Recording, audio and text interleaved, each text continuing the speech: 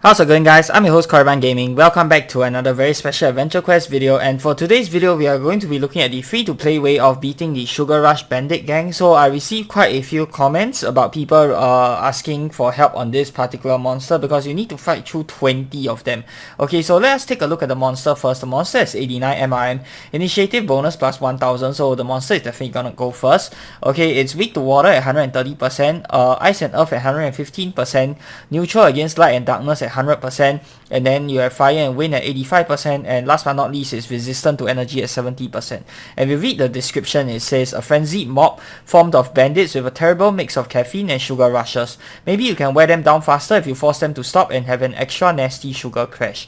So if you read the description, you can probably guess that stunning it is probably going to do something. Okay, so I'll go through that later. So for today's strategy, I'll be running a typical warrior build because I've been seeing a lot of warriors return to the game. That's why I wanted to do this as a warrior build. So I have 250 strength, 250 endurance, and 250 luck. You can shift the luck over to charisma or endurance over to charisma as well if you like, and of course you can do this using any other build, ranger or mage or hybrid. All of those will be able to beat this monster just fine, but I'm going to be showcasing you the easiest way to do it without any rest, without any premium gear, without any seasonal items. So let's get started. So for the weapons, I have chosen to use the serrated Sacragon Spur. You can use any other water weapon, it doesn't really matter. Shields, any energy shield that gives minus 26% energy resist will work, and for armors you can use any armor that has 39% energy resist. I've chosen to go with H series since that is probably the most popular energy armor for warriors. And for pets, this is just for a little bit of extra damage. You don't have to get this if you don't want to, but any water pet will do. I've chosen to go with Cephalopod. So let them go first. Okay, they'll go 2 hits, and then the last piece of the puzzle here is the miscellaneous item. For my miscellaneous item, I'm going to run Guardian Colossal Shock Collar over here. So you can see, once I run this item, it'll take my energy resist down to 3%. And yeah, you all know what that means. Okay, so we are going to turn on the Overdrive Onslaught. No, actually we'll turn it off because you'll lock it to energy, which isn't that good. So we'll turn it off, and then we'll just attack normally, and you can see here, oh, okay, never mind, we got the special to go off. That's fine. You can let's look at how much damage they're going to do to us. 104, that was Lucky Strike 44. So yeah, literally no damage at freaking 50 3% energy resist. You really have nothing to worry about, and especially if you have 250 endurance as well, yeah, they are not going to be able to touch you, and you can just slowly chip them away. So if you stun them, you take away 1 reinforcement. There's a total of 20 reinforcements, so you can use any stun item out there. And I know the stun item that I'm showcasing here is going to be perma rare, but I can use something like Love Potion. You can use something like maybe Moderator Gauntlet for the control. Anything that can stun is going to work here. Love Potion, I think, is probably the most popular one, so you can try using that. So you can see here, if I use bolts, and then they will get stunned over here, and it will say paralyzed, and then I just attack. Let's see what happens.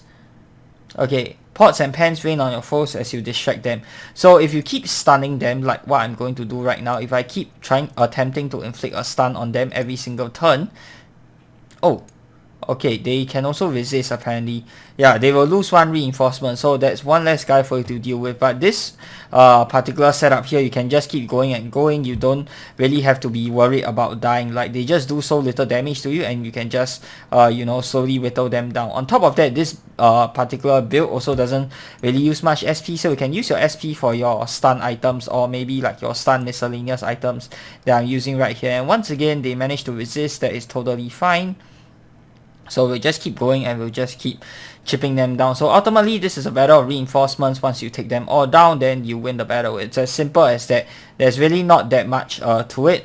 Okay, pet and gas is completely optional. You don't have to have them. You can even bring along a healing pet like Fairy Godmother if you want to take like completely 0 damage. If you're running charisma, then yeah, you probably won't be taking any damage at all if you couple the healing from something like Fairy Godmother. That is if you want to, but if you don't want to, you want to take them down faster, you can use something like Cephalopod. And then you can of course bring along a gas as well if you want some extra damage.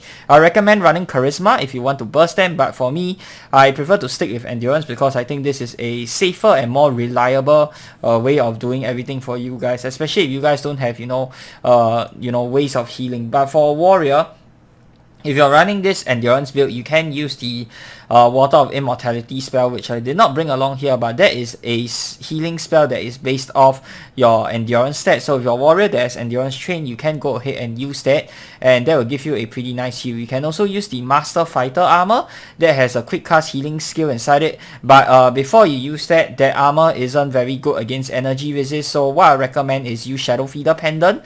Okay, no, you don't need to Shadow Feeder Pendant, sorry. The heal is quick cast, so yeah, you can just go into Master Fighter armor, use the quick cast heal skill, and then swap back to your energy armor, and that will pretty much do it. The downside to that is, of course, it does cost some SP, but you know, and the heal isn't as strong as something like the Water of Immortality, but it's something that you guys can consider. Alternatively, you can just go ahead and get some, you know, health potions, and that is basically your easiest way of healing. So let's go ahead and try and whittle down their reinforcements more. Okay, so we got another one. I don't know how many it is already, but yeah, so you just keep going and going. They'll just keep reinforcing. If you can stun them, then all the better. You'll whittle down their reinforcements even faster. It's basically an insta kill if you manage to, you know, stun one of them. So that's a good thing. Alright, so we managed to get another one. Very nice.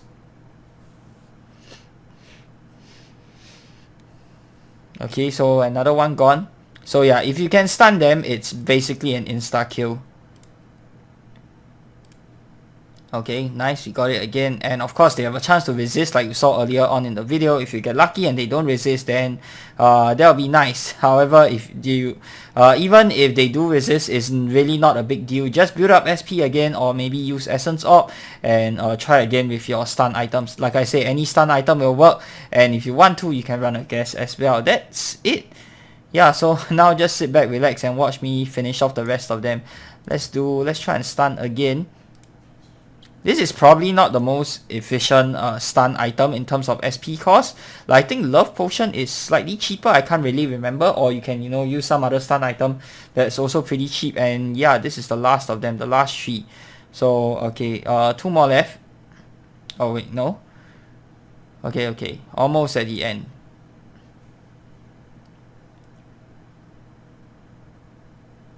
Any more reinforcements?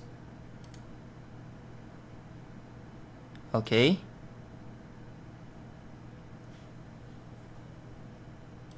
And then let's see, we can try and do this again. Bolts.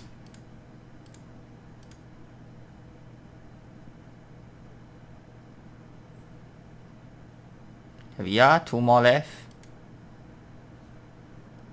Initially, they already patched this because I tested it out just now. Initially, you can, if you can manage to nuke down all 4 of them at the same time before they can call for reinforcements, you don't have to, you know, you can skip the entire boss's mechanics. But that is obviously a bug and not intended to happen, so they already fixed it. I just tested it out, so yeah, you can no longer do that. But in the past, you can just, you know, maybe use Kindred and the fight would take like what, 5 seconds, Kindred strike 1 time, and yeah, all the bandits will be dead.